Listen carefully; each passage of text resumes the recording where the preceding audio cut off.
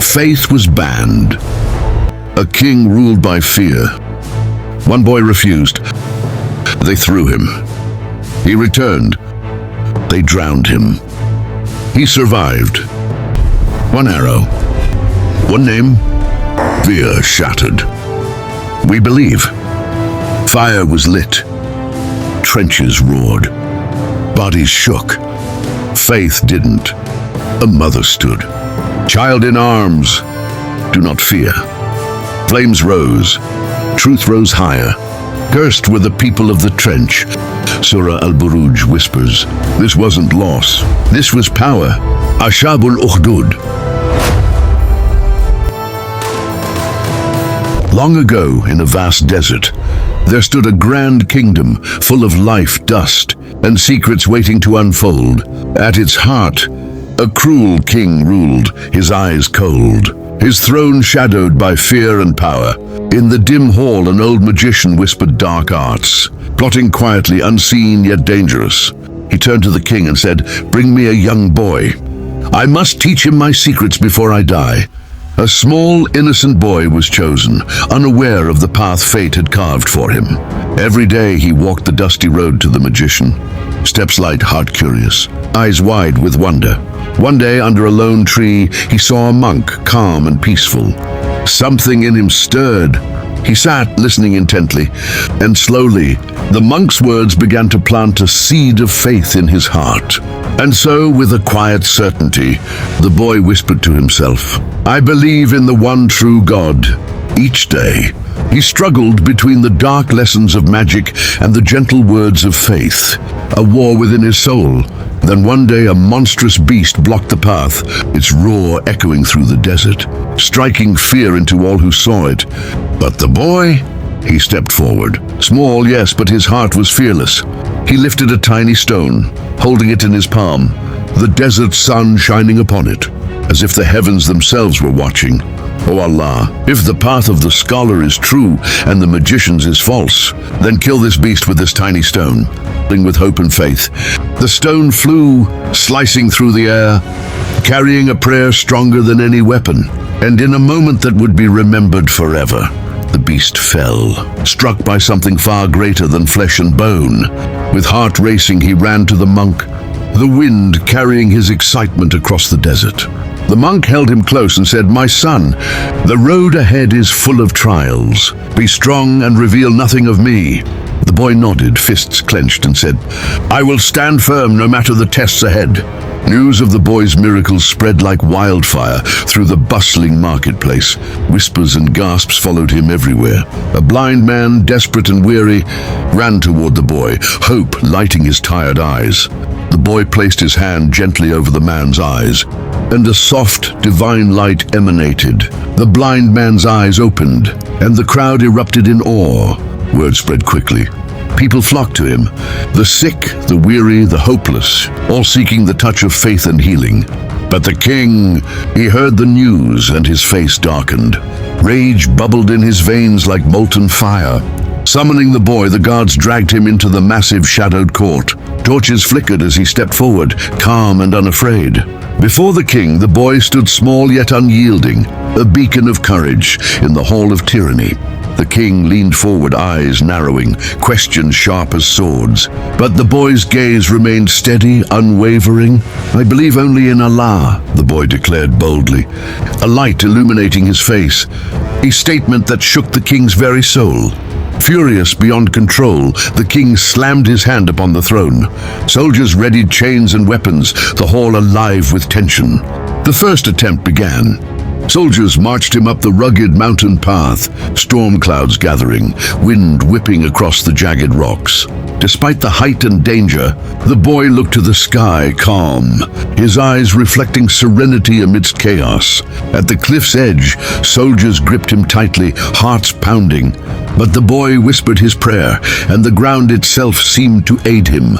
The soldiers lost their footing, tumbling down the mountain while the boy stood unharmed, as if protected by unseen hands. Descending alone, the boy walked back with peaceful steps. The king, stunned and trembling, could not comprehend how his plans had failed so utterly. Enraged, he ordered a second attempt, this time by the sea. Soldiers dragged the boy to a wooden boat, waves crashing against the shore. Dark storm clouds roiled above, thunder echoing his fury, the sea alive with threat. The soldiers tightened their grip, threatening to cast him into the raging waters. Yet the boy lifted his eyes and prayed once more, calm amidst the chaos. A massive wave struck, capsizing the boat. Soldiers fell into the dark waters, swallowed by the storm, while the boy emerged safely on the shore, untouched and serene. The king realized then, no earthly force could take this boy's life. Fear gripped him like ice in his veins. Summoning the boy once again, the king demanded to know how he could finally succeed. The boy spoke clearly, calm and unshakable. "You can only kill me if you throw arrow," while saying, "In the name of Allah, the Lord of this boy," giving the king the exact method to follow. The king, though shocked and unwilling, had no choice but to obey, preparing the field and gathering the masses for the final act. Though the king trembled with fear, he followed the boy's instructions, gathering the masses, preparing the tall tree in the open field. The people gathered in silence, eyes wide, hearts pounding, witnessing a moment that would change everything. The boy was tied to the tree, his calm gaze sweeping over the crowd, wind rustling his hair. Fear could not touch him, faith holding him steady. The king lifted the arrow, his hands shaking, and spoke the sacred phrase, "With the name of Allah, the Lord of this slave." A hush fell over the crowd, as if time itself had paused. The arrow flew through the air, striking the boy.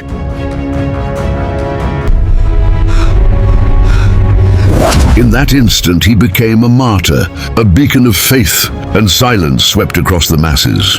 The people froze, shock and awe gripping their hearts. Slowly, realization dawned. They understood the truth, the courage, the unyielding faith of the boy. One by one, thousands proclaimed their faith in Allah, voices rising in unison, sloganeering, "Allahu Akbar." A wave of spiritual awakening sweeping the kingdom.